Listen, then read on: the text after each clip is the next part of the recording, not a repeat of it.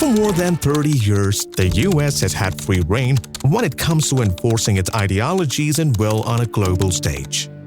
It has started wars, toppled dynasties, and created a world order that has managed to secure its interests and those of its allies in even a rapidly changing world. It's part of a large-scale NATO mission involving more than 20 NATO members flying over NATO states. And in part, it's a message to Russian President Vladimir Putin, making it clear that we will not stand by and let him abuse those rights. But now this imbalance of power might be nearing its end. No matter how much the US and its allies try to maintain their seemingly unfair global dominance, it seems like the tide is finally shifting, and the new players in this game of power are emerging not from the West, but from the East. For the first time since the fall of the Soviet Union, the US feels powerless in controlling many of the major events that are rapidly changing the socio-economic landscape of our world. Now, you can attribute this titanic shift in the current world order to the lack of clear leadership at the helm of the world's only superpower, and that explanation is not without its merits. After all, the US leaders in recent years haven't left an impressive mark on the world. However, you also have to accept that these new challengers for global dominance are bringing a lot of innate potential that you simply cannot ignore in today's world. While the Western economies are struggling to maintain their place in the pecking order, these new players with their young populations are bypassing them with ease, which is simply unheard of. And looking at all of this, it's not a big leap to think that in a not-so-distant future, there is likely going to be more than one superpower in this world. So with that in mind, in this video, we're gonna take a look at all the likely contenders for this title and determine which one of them is most likely going to be the first superpower to emerge since 1991. And to do that, we will first have to understand the key factors responsible for elevating a country to the superpower status. Factors. Well, the first and probably the most important thing that determines your place in the global order is wealth. You're not going to have any impact on global matters if you don't have one of the biggest economies in the world. And we have historical records to back this claim. As soon as the US became the largest economy in the world in the 1910s, it began to exert serious influence even on matters that were taking place thousands of miles outside of its borders. Similarly, one of the biggest reasons behind the fall of the British Empire or the Soviet Union was a slow and unstoppable decline of their economies. Military.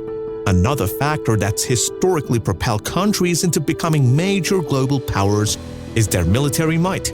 Having the best military in the world simply makes you immune to any territorial threats and adds a certain weight to your suggestions to other countries. I mean, there's a big reason why the US defense budget is close to $800 billion. It allows the country to stop any other entity from getting in its way. Soft power. However, pure military strength isn't enough in today's world to get a place amongst the global elite. Sure enough, you can get some attention by sending threats of war like North Korea, but you won't be taken seriously until you have an army of allies on your side. And to get allies in the 21st century, you need to have what's known as soft power. Well, it's basically your ability to attract allies on the principles of mutual benefit. Without it, you might as well be a pariah in today's world. The commitment of the United States to NATO, I've said it to you many times, I'll say it again, is absolutely clear. And this is an important moment. I look forward to the discussion and the next steps we can take together and to keep our alliance strong and to further deter aggression. The candidates. And these three factors collectively decide a country's position in the global hierarchy. So let's use them to figure out which countries and states have a genuine chance of becoming a true rival to the US. Russia. As we're starting off things with none other than Russia, which has been quite literally the most talked about country in the last couple of years. Its invasion of Ukraine was a huge shock to the established world order, and it's given us an insight as to how devastating wars can be. Now, Russians' claim to be the next superpower is a serious one. After all, on the surface, the country ticks all the boxes. It has huge reserves of oil and gas, and it also has a strong industrial and agricultural base. The country also has a modern military and a defense industry that allows Russia to upgrade its military regularly. Russia has also demonstrated its soft power during its invasion of Ukraine by maintaining good relations with some of the biggest economies in the world. And looking at all of these things, you might think that the country has the best claim to superpower status, but I don't think that's the case. Its economy, while robust, lags seriously behind its competitors, and its aging population will only make things worse. The Russian military has also faced huge setbacks in the war with its neighbor, as even after nearly 20 months, it has failed to take over Ukraine, whose army was light years behind it. So even though, right now, Russia maintains a huge influence on the global scale, if it doesn't address its socio-economic issues, it's going to lose much of its soft power in the coming years.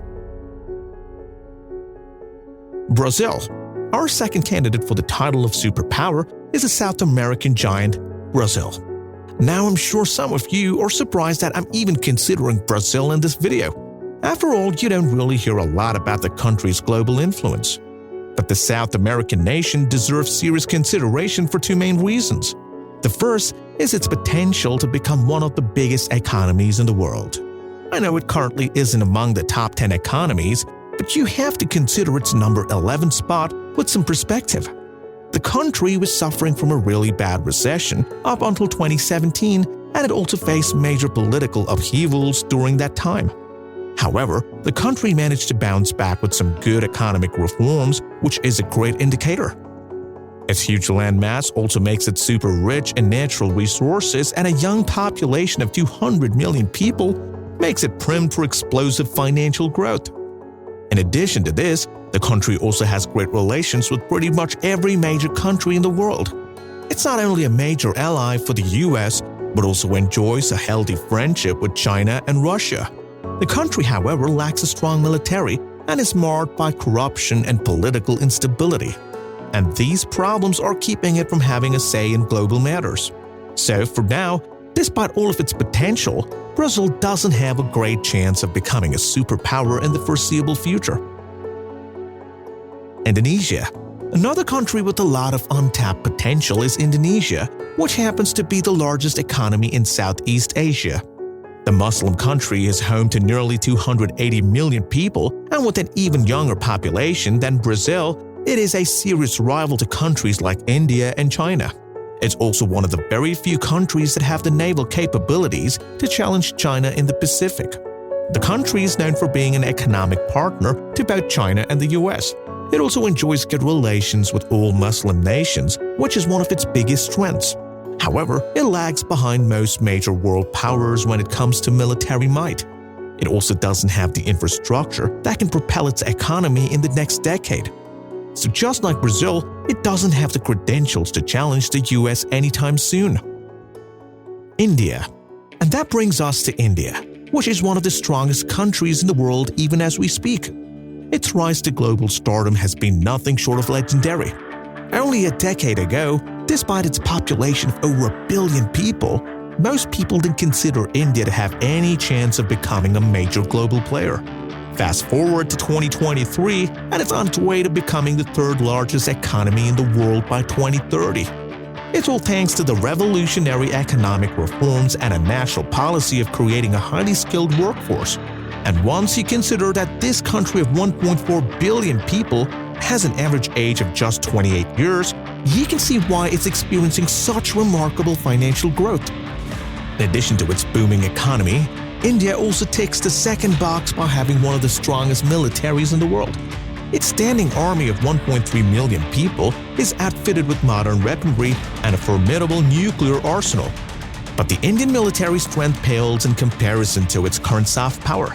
Right now, India is considered only deterrent to China, which makes it the most important strategic partner for the US as well as the EU. When I first visited the US as a Prime Minister, India was the 10th largest economy in the world.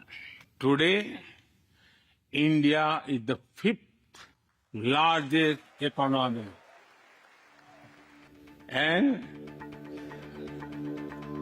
India will be the third largest economy soon. We recently saw just how much influence the country has on Western powers when the Canadian government accused India of assassinating a political activist on its soil. Usually countries like the US and Australia would have stood behind their ally Canada, but in this case, the Canadian Prime Minister became an international outcast the moment he accused the Indian government. This was truly an eye-opening show of strategic strength by India, which already adds to its impressive resume. This astronomical rise, however, also has been accompanied by a huge political and religious divide in India. This division is not only creating social unrest, but is also stopping the country from using its full potential. Still, it's safe to say that India is eventually going to be a superpower. It's just a matter of how fast it gets there. China. And finally, we come to a country which, according to a lot of people, is already a superpower. Of course, I'm talking about China, which has been a real rival to the US for a long time now. China's insane economic growth allowed it to fully use its huge population and create a juggernaut that seemingly has no limits. Its economy is not only on par with the US, but is also projected to become the largest in the next 1 or 2 decades. The country has a huge industrial base, and its highly trained workforce allows it to be an export giant. China's military strength is also not a secret, as the country currently has the biggest navy and the largest standing army in the world. Its defense industry has also come a long way, and the country now produces its very own 5th-generation fighters and nuclear submarines. It's safe to say, as far as the military might is concerned, China is on par with its rival. And thanks to its ever-growing economy, it also has a lot of soft power. China regularly makes huge investments in developing nations to create strategic partnerships. Its Belt and Road Initiative will eventually include 150 countries. It's also part of the BRICS nations and is actively trying to end the domination of the US dollar in world trade. So, as far as soft power goes, China isn't doing too bad, but the country has its own problems. It has an aging and declining population, which doesn't bode well for its future economic growth.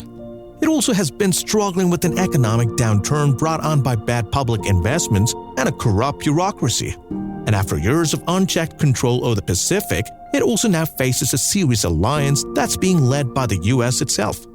These factors are probably the only reason why China can't be considered a superpower at the moment.